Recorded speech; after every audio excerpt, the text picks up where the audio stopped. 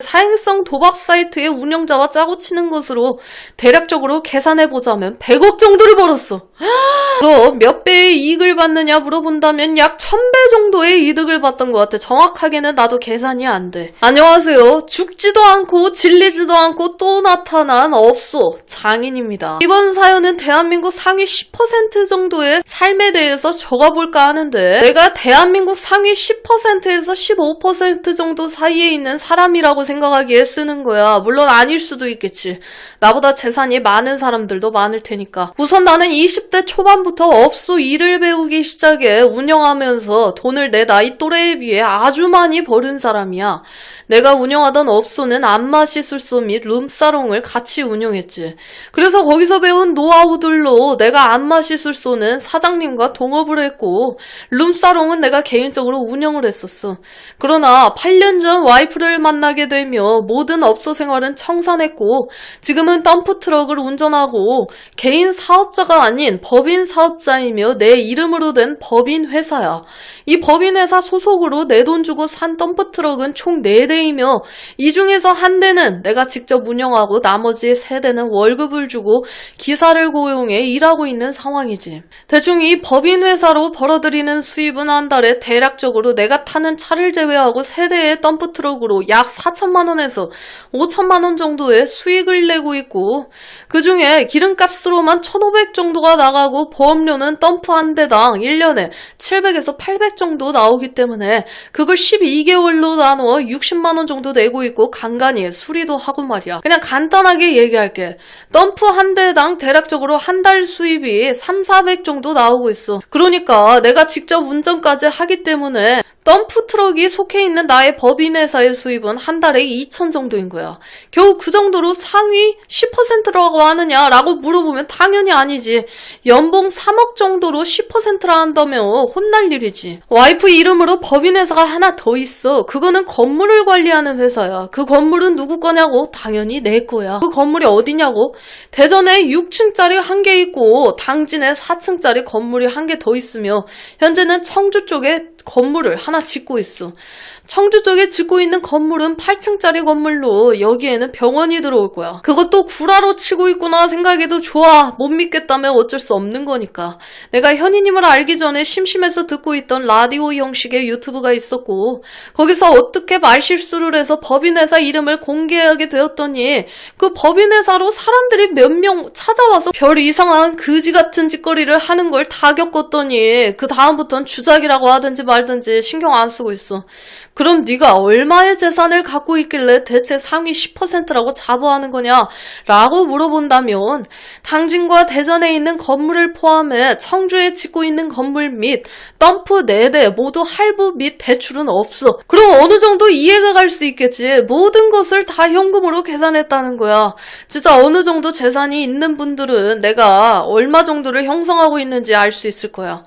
나 대한민국에서 가장 비싸다는 강남에 있는 어느 아파트나 빌라든 한 채 정도 마음만 먹으면 대출 없이 현금 주고 구매할 수 있어. 뭐?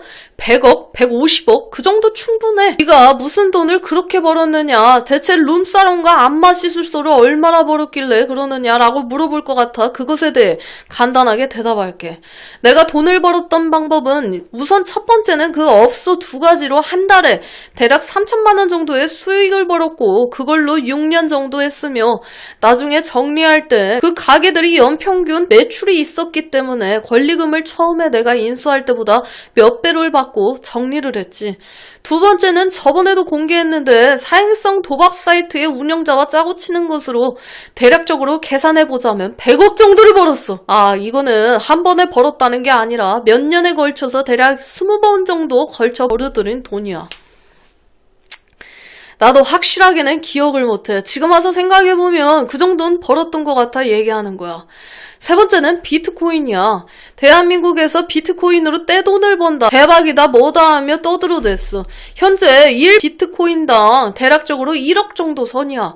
뭐 오를 때도 있고 내릴 때도 있으니까 대략적인 평균 시세를 얘기하는 거야. 그럼 몇 배의 이익을 받느냐 물어본다면 약 1000배 정도의 이득을 받던 것 같아. 정확하게는 나도 계산이 안 돼.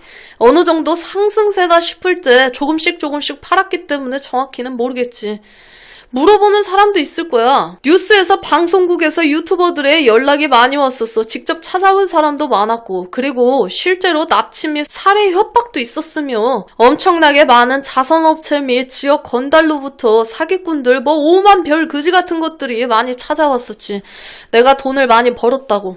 그래서 나는 지금까지 살며 내 이름 및 연락처를 싹 다 바꿔버린 게 3번째였어. 지금은 업소를 그만뒀고 2번째는 비트코인으로 돈을 벌었다고 소문이 났을 때며 3번째는 약 3년 전 와이프랑 같이 경기도에 살고 있을 때 또 어디서 소문을 들었는지 그지들이 집으로 찾아와 구걸할 때 그때 모든 걸 바꿨지. 그 정도냐고? 맞아, 그 정도야. 우리가 흔히 알고 있는 게 로또에 당첨되면 절대 소문내지 마라. 주변 친척, 지인, 친구들에게도 티내지 마라. 주변에서 알면 별의별 그지들이 다 찾아와 구걸한다 어쩐다 얘기하잖아. 맞아, 사실이야.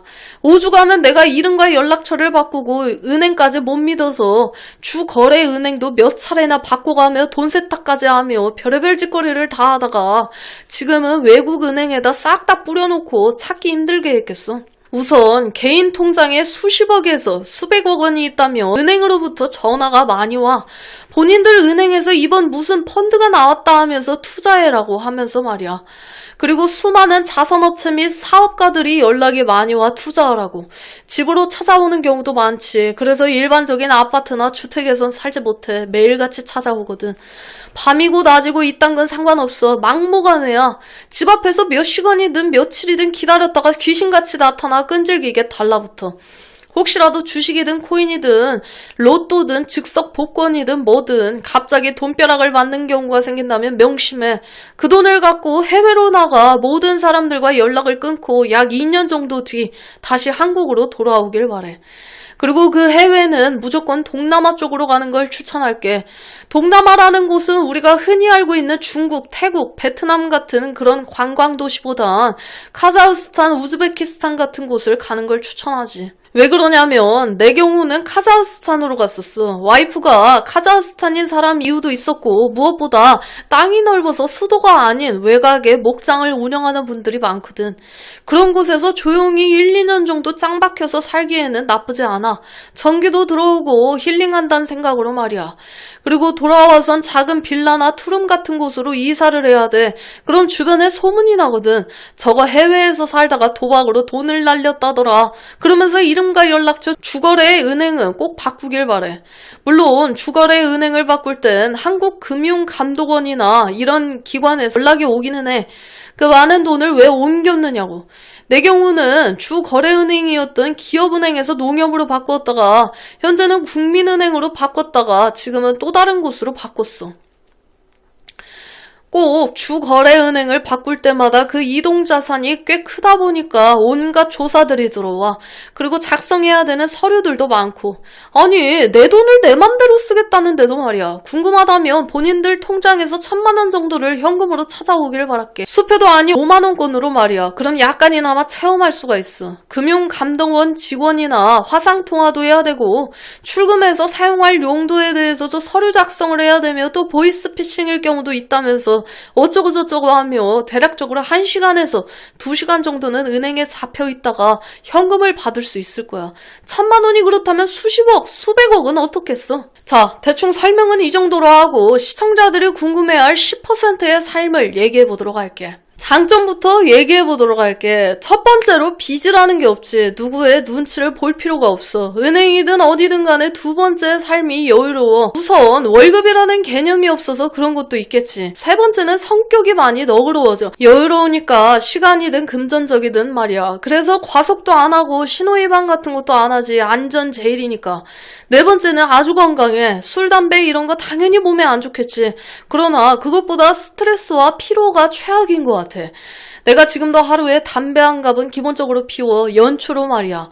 근데 6개월에 한 번씩 건강검진을 해. 그것도 머리부터 발끝까지 스캔해서 항상 결과는 건강해. 5번째는 당연하겠지만 어느 곳에서 어떤 것을 사더라도 가격을 물어보지 않아. 내가 가격을 물어보는 곳은 시장에서 할머니들이 파는 나물종물을 살 때 말고는 없는 것 같아. 와이프가 타는 차가 2대인데 한 대는 포르쉐고 한 대는 벤츠지. 이 차들도 살 때 가격 물어보지 않았어. 물론 3개월 할부해서 딜러들 커미션 살짝 챙겨주고 4개월 차에 남은 자묘금 싹 다 내버려서 끝냈고, 6번째는 연예인 및 각 기업 정치계 쪽의 유명인들을 많이 알게 돼. 행사를 다니게 되다 보니 자연스럽게 많은 인맥이 생기게 되더라고.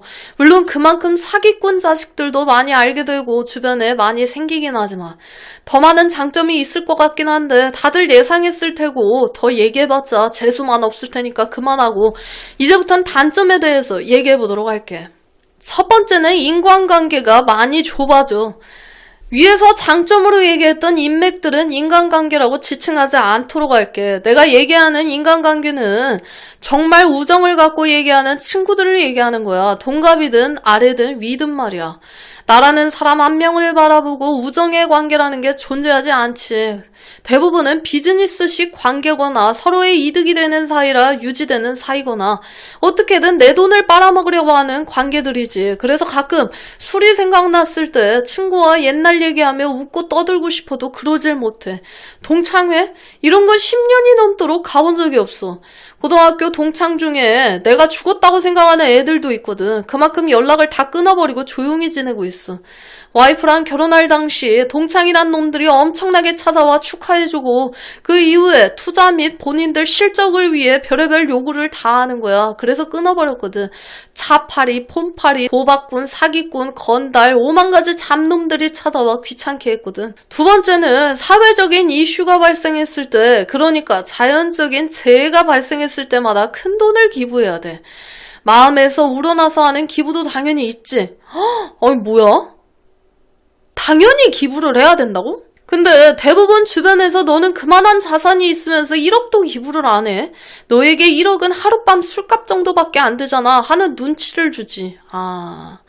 그리고 나는 얼마 기부했는데 너는 안 해? 라는 연락을 많이 받기도 하고, 또 지역 공무원분들이 연락이 와. 기부 좀 해달라고. 나한테 해주는 것도 없는 공무원들이 뭘 그렇게 바라는 게 많은 건지. 그 공무원들이 기부를 받아오면 본인에게 떨어지는 게 뭐가 있는 건지 내가 모르겠으나 더럽게 연락 오고 찾아오고 귀찮게 하지. 당연히 좋은 일에 쓰이는 거 찬성이야. 어려운 사람들 도와주는 거 좋은 거지. 근데 그것도 내 마음에서 우러나서 해야지. 억지로 눈치 보고 하는 거 싫은 법이잖아. 여기까지만 얘기하고 나를 욕할 사람들 많을 거 알아. 당당하게 깨끗하게 돈을 버는 게 아니라 다 음지에 더러운 돈을 벌어서 사회에 공헌도 좀 하며 반성하는 삶을 살아야 하는 거 아니냐고 욕할 사람들이 있다는 것도 알지. 그래서 답해줄게. 나하고 내가 모셨던 사장님은 충청도 쪽에 있는 보육원 한 10개 정도 후원하고 있어. 이 후원은 매달 정기적으로 하는 것도 있고 어린이날이나 명절날 당연히 더 큰 금액을 후원하고 있어. 시간이 될 때는 찾아가기도 하며 그 보육원에서 사회로 나오는 친구들에게 자리 잡는 데 도움이 되려고 한 명당 2천만 원 정도의 금액을 주고 있어. 그리고 전라북도에 있는 몇몇 요양원에는 3개월에 한 번씩 쌀을 기부하고 있지.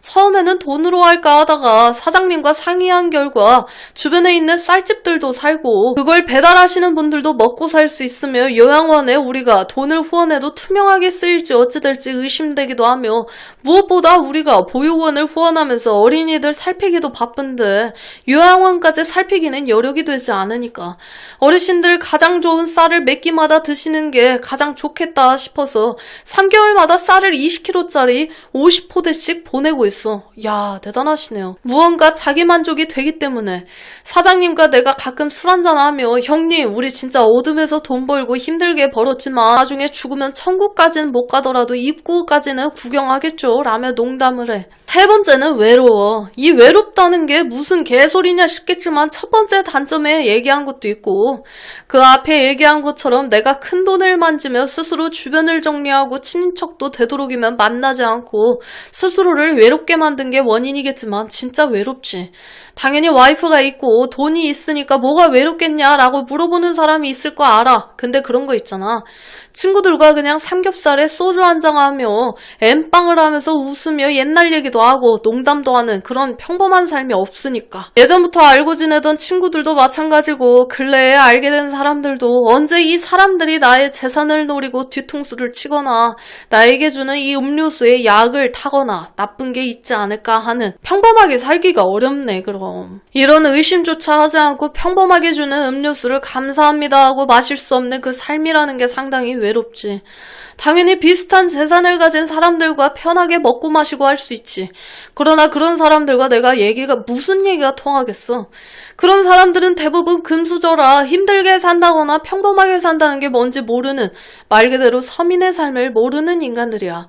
돼지고기라고는 무슨 국산 돼지고기 한돈 이런 게 아니라 독일산이나 스페인산의 비싼 돼지고기만 먹는 사람들인데 무슨 말이 통하겠어. 나는 말 그대로 벼락 부자, 졸부 이런 거니까 말이야. 그래서 결론은 뭐다? 돈이라는 게 세상의 전부는 아닐 거야. 근데 당연히 많으면 좋은 점도 많지.